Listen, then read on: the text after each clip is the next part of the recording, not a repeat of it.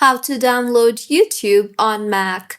Hello everyone, I am Bishaka and welcome to our channel. Now let's get right into the tutorial.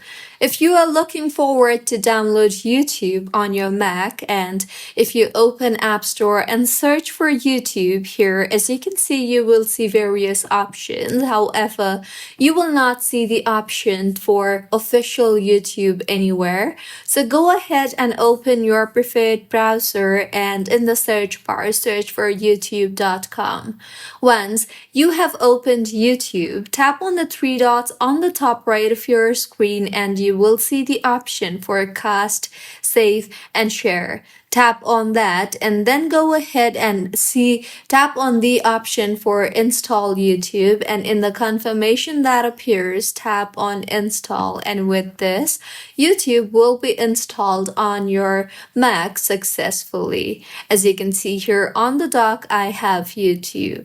So this was about how you can download YouTube on Mac. If you find this tutorial helpful, please like the video and do comment if you have any queries.